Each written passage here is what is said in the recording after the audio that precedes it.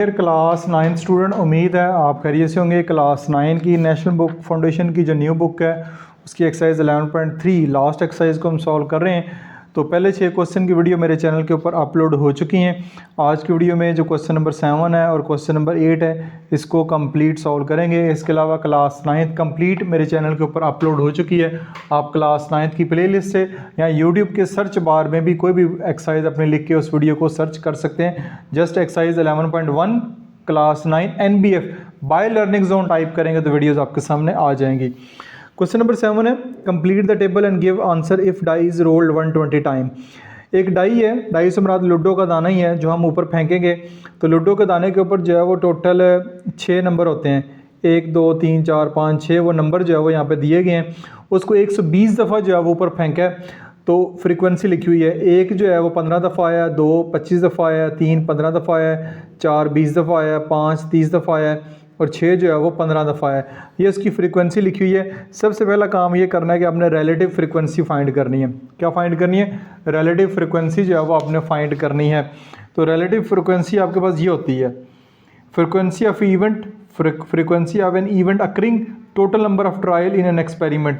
एक एक्सपेरिमेंट में total number of trial किए गए वो कितने 120 हैं, ठीक है। और उसकी जो फ्रीक्वेंसी है उसको हम ऊपर रखेंगे। हर नंबर की फ्रीक्वेंसी दी गई है और 120 से डिवाइड करेंगे तो हमारा जो आंसर है वो आ जाएगा रिलेटिव फ्रीक्वेंसी का। तो आइए इस क्वेश्चन को स्टार्ट करते हैं। ये आपके सामने स्क्रीन के ऊपर इस वक्त नज़र आ रहा है क्वेश्चन आपको। तो ये जी आपका total number of die rolled, यानी जो डाई है वो रोल की गई है वो 120 टाइम की गई है, ठीक है। 120 टाइम आ गया।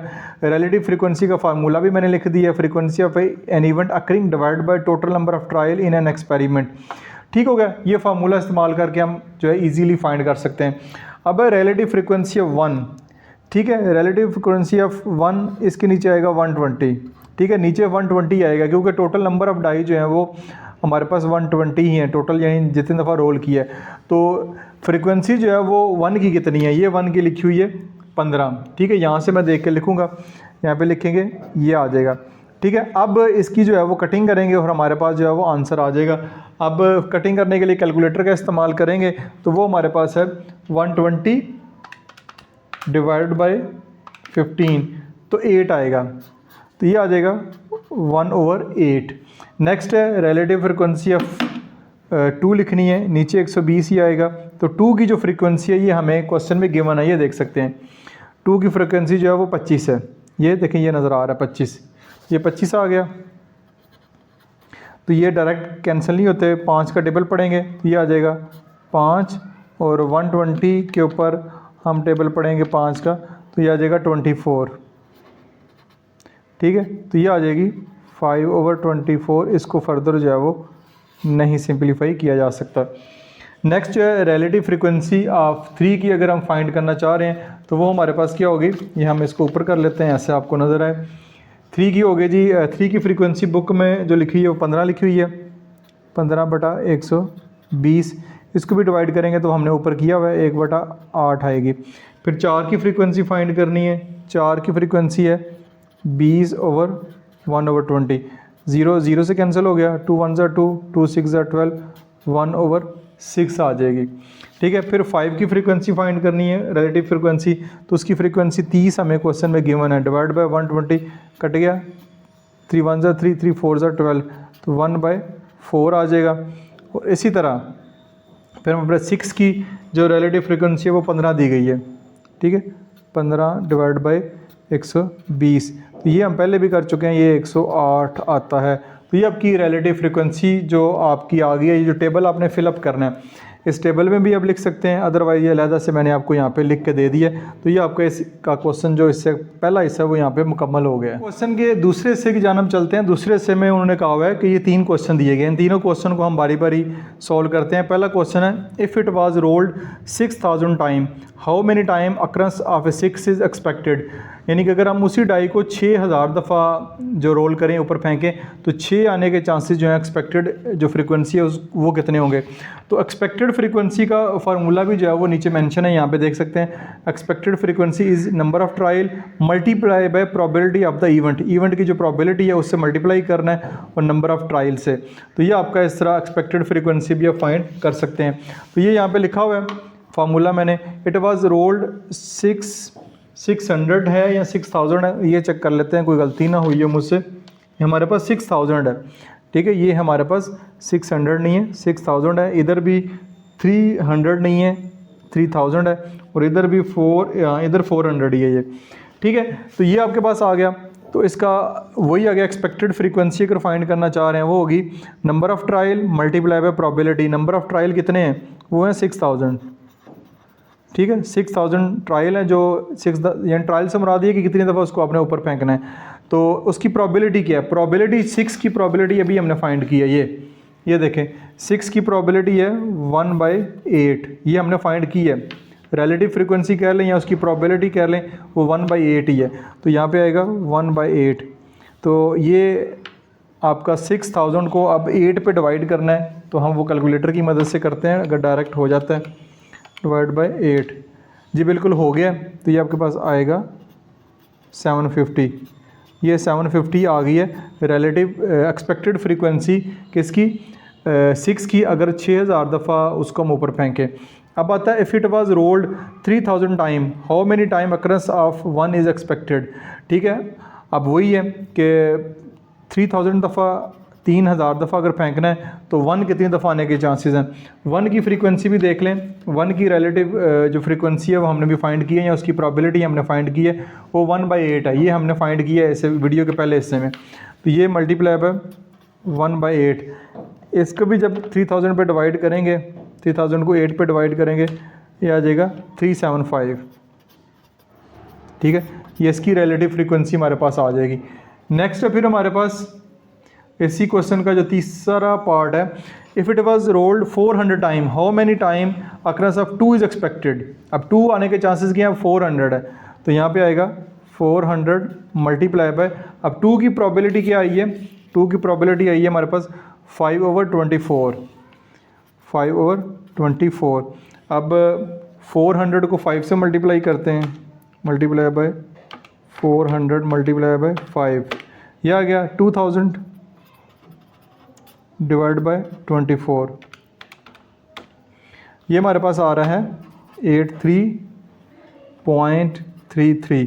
तो इसको राउंड ऑफ करके उन्होंने 83 लिखा हुआ है, साथ अप्रॉक्सीमेटली लिखा हुआ है, ठीक है, कि राउंड ऑफ करने के बाद अप्रॉक्सीमेटली जो है वो 83 बनता है। तो ये इस तरह आपका जो क्वेश्चन नंबर 7 है वो यहाँ पे कंप्लीट हो गया। उम्मीद है कि आपको समझ आएगी। फार्मूले मैंने इससे पहले वाली वीडियो में डिटेल के साथ आपके साथ शेयर किए हैं। नेक्स्ट है जी last question, there are 6 girl section of class 9 in a public school. किसी भी एक पब्लिक स्कूल में लड़कियों के 6 गर्ल सेक्शन हैं क्लास 9 के, जिनके नाम ये हैं Teal, Orchid, Mauve, Hazel, Jeffrey and Denim. ये अब जो है ABCD नॉर्मली तो नाम होते हैं, लेकिन यहाँ पे नाम जो है फूलों के ऊपर रखे गए हैं इनके नाम लड़कियों के सेक्शन के। Only one girl is to be chosen randomly. हर सेक्शन में से एक एक लड़की को चूज़ किया जाएगा randomly from all section for national science olympiad. को साइंस का मुकाबला होना, उसके लिए एक एक लड़की को उन्होंने चूज़ करना है। तो आपके पास जो है फिर ABCDE ये 5 क्वेश्चन हैं, 5 क्वेश्चन के आपने आंसर देने हैं। ये जी आपको क्वेश्चन स्क्रीन के ऊपर नज़र आ रहे हैं। पहला उसका क्वेश्चन है find the probability of selecting girl from hassle section. Hassle section में गर्ल के सिलेक्ट होने के कितने चांसेस हैं। तो प्रोबेबिलिटी ऑफ इवेंट की जो प्रोबेबिलिटी है वो number of favourable outcome divide by NS। इस क्वेश्चन में एक बात याद रखें कि टोटल जो सेक्शन हैं वो क्योंकि 6 हैं, तो यहाँ पे NS जो है वो सारे क्वेश्चन के लिए 6 ही होगा। तो अब प्रोबेबिलिटी फाइंड करनी है, प्रोबेबिलिटी ऑफ हैज़ल। यहाँ पे हैज़ल की फाइंड कर लेते हैं कि हैज़ल की जो प्रोबेबिलिटी सेक्शन या लड़की के सिलेक्ट होने के चांसेस कितने हैं। नंबर ऑफ़ फेवरेबल आउटकम, क्योंकि वो एक ही सेक्शन है, एक ही लड़की हर सेक्शन में से लेनी है, तो 1 आएगा डिवाइड बाय NS कितना, जो टोटल सैम्पल स्पेस है वो 1/6 है। तो इसका आंसर जो है वो 1/6 होगा। Find the probability of not selecting a girl from hassle section. अब प्रोबेबिलिटी फाइंड करनी है कि हैज़ल सेक्शन से कोई लड़की ना हो, बाकी जिस सेक्शन से मर्जी हो। तो इसका तरीकाकार होता है probability of not from hassle section, hassle section से ना हो। उसका तरीकाकार ये होता है कि टोटल 6 सेक्शन है, ठीक है, तो एक सेक्शन है हैज़ल, तो बाकी कितने बचते हैं पीछे, बाकी 5 बचते हैं, तो इसकी प्रोबेबिलिटी 5/6 होगी कि हैज़ल सेक्शन से ना हो, बाकी जिस मर्जी सेक्शन से हो जाए, तो उसकी जो प्रोबेबिलिटी है वो 5/6 होगी। ठीक है, ये हो गया। पार्ट नंबर 3 है verify that answer of the both part A and part B add up to unity, यानी ये वेरीफाई करने के दोनों ये जो पार्ट ए, ये पार्ट बी और पार्ट ए के जो दोनों आंसर हैं वो जो है वो यूनिटी, अप टू यूनिटी, यानी दोनों को ऐड करें तो जवाब हमारे पास जो है वो 1 आता है। ये दोनों को ऐड कर लेते हैं, दोनों के डिनोमिनेटर सेम है, 6 आ जाएगा और ऊपर आ जाएगा 1 + 5, ये आ जाएगा 6/6, दोनों को करेंगे तो 1 आंसर आएगा। ठीक है, तो ये जो है आपका ला भी है, फार्मूला भी एक किस्म का आपने पढ़ा है, पीछे मैं आपको दिखा देता हूँ, ये लिखा हुआ है।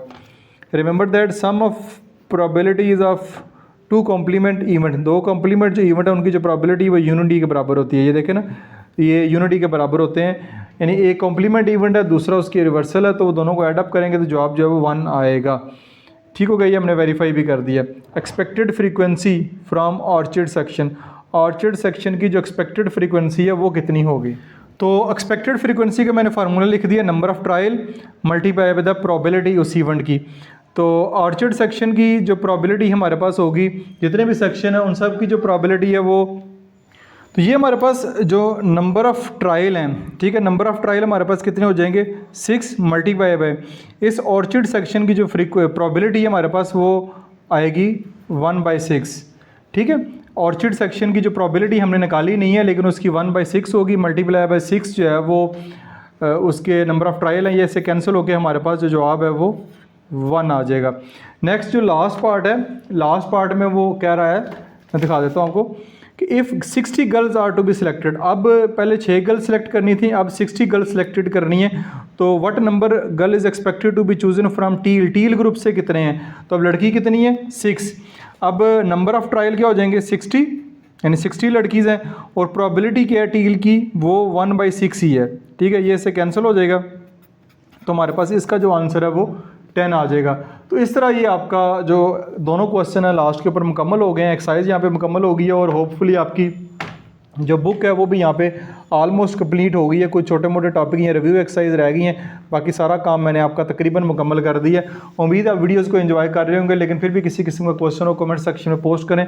अपना बहुत सारा ख्याल रखिएगा। दिस मासूम बशर साइनिंग ऑफ। सर अगर नेशनल बुक फाउंडेशन की वीडियोस मैं अपलोड कर रहा हूँ, उसके स्टूडेंट भी मेरे साथ मौजूद हैं, तो उसकी बात करते हैं। तो क्लास एक्सरसाइज 1.1 क्लास 9 लिखेंगे, ठीक है।